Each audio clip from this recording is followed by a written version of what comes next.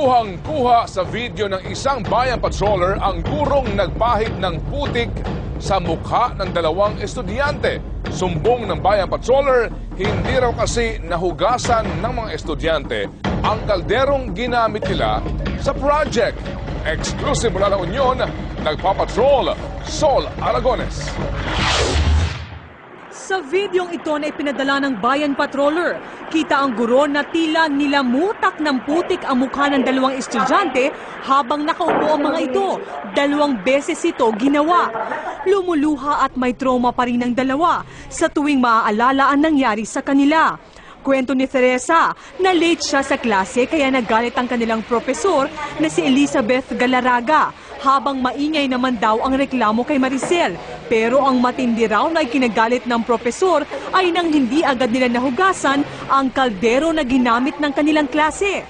Sa magulang ko, hindi ko naranasan yung ganun. Yung po, takot po namin sa kanya, ma'am, hindi na po maaalis, ma'am. Isang compromise agreement ang pinapirmahan ng pamunuan ng eskwelahan sa mga complainant at sa gurong inirereklamo. Malinaw na nakasaad dito na epektibo ng summer 2012 ay ililipat na ng campus ang nasabing guro. Ang ikinasasama nila ng loob ngayon hanggang sa mga oras na ito ay nandito pa rin ang guro. Sinubukan naming kunan ng panig ang guro, pero kukonsulta raw muna siya sa kanyang mga abogado bago magbigay ng pahayag.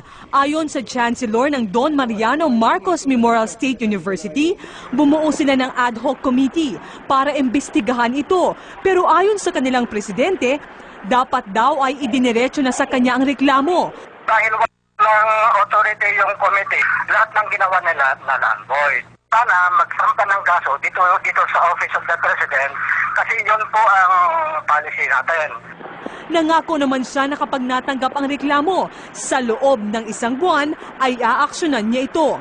Ayon naman sa CHED, kung sa level ng universidad ay hindi mabigyan ng agarang aksyon ng reklamo ng mga estudyante, maaari silang dumiretso dito upang maghain ng reklamo. Gayunman, iimbestigahan na rin daw nila ang insidente. Sol Aragones, Patrol ng Pilipino. Kailan ka ba bang humaba ang usapan sa ganon? Si Atty. Sapitula, di ba, yung presidente ng universidad? Attorney siya. May kasabihan doon, kuya. Res ipsa loquitur. Ano yung sabihin nun? Huwag mong pahiran ng putek. Hindi. Ang ibig sabihin nun ay the video will speak for itself. Makibahagi po sa Bayan Mo Ipatsol Mo, mag-email sa ireport@abs-cbn.com o mag-post sa Bayan Mo Ipatsol Mo Facebook at sa Twitter account na @BayanMo. Naperwisyo naman ang mga residente sa may Quirino Highway sa Quezon City nang araruhin ng isang truck ang 2 poste ng Meralco. Nagpapatrol si Jackie Manaba. Magdamag na gumamit ng kandila ang mga residente ng halos 200 bahay sa bahaging ito ng Quirino Highway sa Quezon City. Nabali at naararo kasi ng delivery truck na ito ang 2 poste ng Meralco doon kaninang madaling araw. Kaya ang mga residente naiinis sa driver ng truck. Pinuntahan ko nga kagad yung driver ng truck. Batang-bata pa pala eh. Sabi ko, tibay mo boy. Poste pa binangga mo. Mainit. Siyempre, hindi ngayon makatulog, magdamag. Apektado na yung pasok mo bukas. Nataranta raw kasi ang driver na si Daniel Agosto nang hindi niya makontrol ng maigi ang matigas na manibela ng truck. Ikinabit niya ito sa gilid ng highway. Pero imbis na preno, sa linyador na pala ang naapakan niya. Hindi na nakaabot ng 30. May nangalang takbo na po. Sir. Sana maintindihan niya ang sitwasyon kasi hindi naman natin sinasadya kung ang pangyayari. Naglamay rin tuloy ang mga tauhan ng Meralco para ayusin ang nasirang poste. Aminado silang luma ang isa sa mga poste, pero hindi raw ito basta mababali kung hindi malakas ang pagkakabangga rito. Kasi kung mabagal rin, hindi niya kaya patumbahin yan. Tingnan niyo yung sitwasyon ng poste. Talagang inararo niya ng gusto. Kakasuhan ng may-ari ng truck dahil sa nasirang mga poste. Samantala bandang hapon ang tuluyan ng maibalik ang kuryente sa lugar at maiayos sa mga nalaglag na kable na maaari ring makadisgrasya. Jackie Manabat, Patrol ng Pilipino. Matinding revelasyon ang aabangan sa pagwawakas ng dahil sa pag-ibig sa huling linggo nito. Hindi naman maawat si Piolo Pascual na pinugbog ng halik si Eugene Domingo. Bakit kaya? Alamin sa report na ito. Hindi ako Di mapigilang mapatili ni Eugene Domingo nang siya'y paulit-ulit subukang halikan ng producer ng pelikulang Kimidora and the Temple of Kieme na si Piolo Pascual. Panay kulitan ng dalawa sa Thanksgiving party ng part 2 ng pelikula na tumabo na ng mahigit 100 milyong piso. We reached 100 nung Saturday. So hopefully before Wednesday maka 120. Kaya hilit ni Eugene, Makatanggap ng mga bonus. Yun na yun. Bakasyon ko, nagtitipid ako eh. Sa Czech Republic. So pag hindi na ako umuwi, alam nyo na yun. Love life, check na check. papuntang Czech Republic si Eugene para sa Karlovy Vary International Film Festival para sa babae sa septic camp. Dahil sa blockbuster success ng Kimidora, Johnson, look! Yes, ayaw niya sa gusto merong part 3. ibang klase rin ang suporta sa mall show ng Dahil sa Pag-ibig.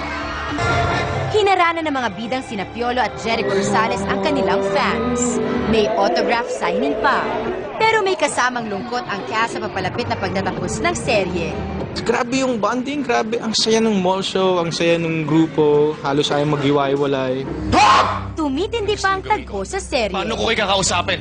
Nandun ako! Kahapon tinutukan ang maaksyong mga eksena ng konfrontasyon, iyakan, at suntukan sa Dahil sa Pag-ibig. Ito na yata yung pinaka-emotionally challenging na role na nagawa ko because may limitation pagkapare. Inilagay ko kayo sa pedestal! Dapat tutukan ang revelasyon sa karakter ni Piolo, lalo na sa pagtatapos ng serye sa Biyernes.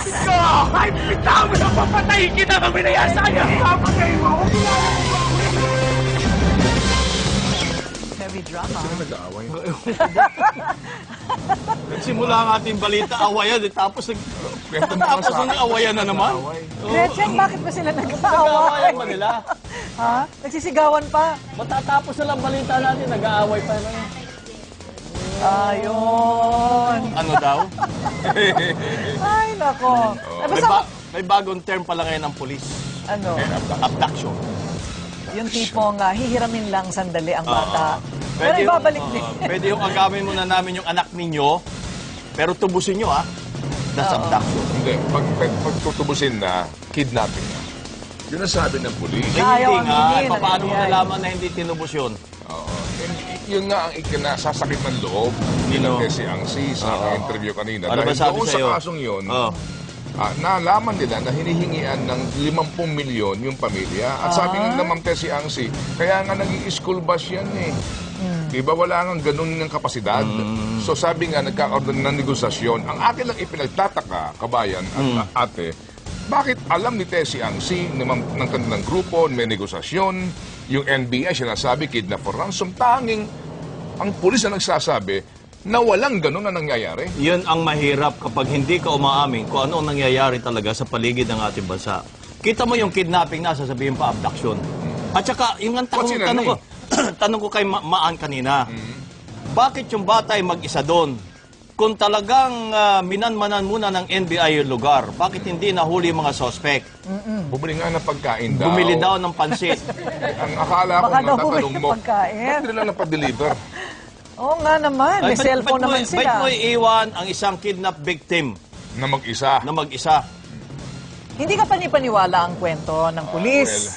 Ewan ko ba? In denial sila. Oo, yun ang ito problema. ay- Gaya nung kaninang nakawan sa Robinson. Paano sinabi ng polis? Yung style kita na nila. Yung style ang nakita nila. Hindi yung mga Alam na natin suspect. yung style. Oh, At least, magpasalamat ka, count your blessing, na at least alam nila yung style. Correct.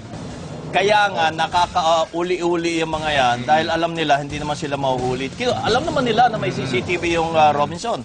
Pero alam nila na yung CCTV malabo. Yan ang mga balitang nakalap sa aming mas malawak na pagpapatrol. Kabayan?